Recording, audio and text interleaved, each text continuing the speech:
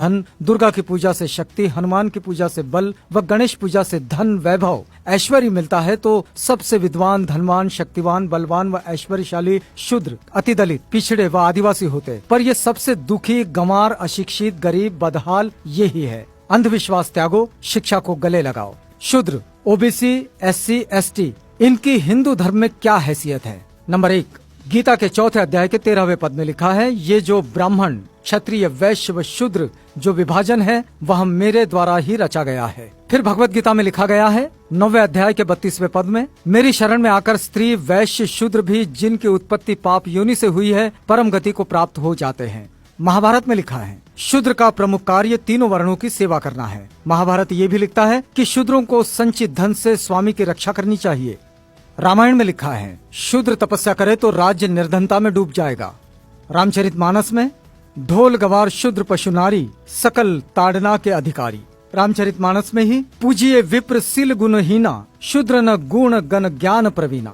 आपस्तम धर्म सूत्र में लिखा है वह शूद्र जो ब्राह्मण के चरणों का धोवन पीता है राजा उससे कर टैक्स ना ले। कथक संहिता में लिखा है कि जिस गाय का दूध अग्निहोत्र के काम आवे शूद्र उसे ना छुएं। इतरे ब्राह्मण सूत्र में लिखा है कि शूद्र केवल दूसरों का सेवक है, इसके अतिरिक्त उसका कोई अधिकार नहीं है। स्कंद पुराण में लिखा गया है कि यदि कोई ब्राह्मण शूद्र को शिक्षा दे तो उस ब्राह्मण को चंडाल की भांति त्याग देना चाहिए।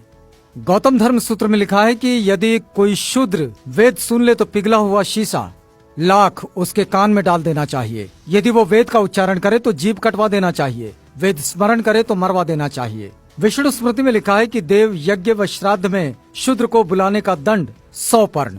आपस्तम धर्म सूत्र में कहा गया है कि ब्राह्मण कान तक उठाकर प्रणाम करे, क्षत्रिय वक्षस्थल तक, वैश्य कमर तक व शूद्र हाथ जोड़कर एवं झुककर प्रणाम करे। तैत्तरीय ब्राह्मण सूत्र में लिखा है कि ब्राह्मण की उत्पत्ति देवता से, शूद्रों की उत्पत्ति राक्षस से हुई है।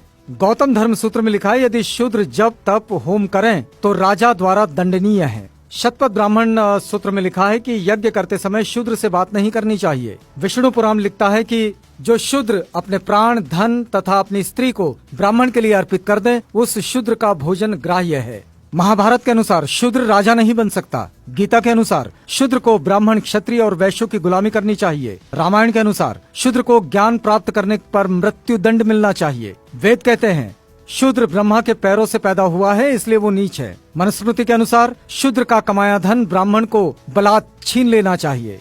वेद कहते हैं शूद्र का स्थान ऊपर के तीनों वर्णों के चरणों में है। पुराण कहते हैं शूद्र केवल गुलामी के लिए जन्म लेते हैं। रामचरितमानस के अनुसार शूद्र को पीटना धर्म है। फिर भी एक सहनशील शूद्र अब भी इन हिंसक धर्म ग्रंथों और इन देवी देवताओं को सीने से लगाए फिरता है। जय विज्ञान, जय संविधान।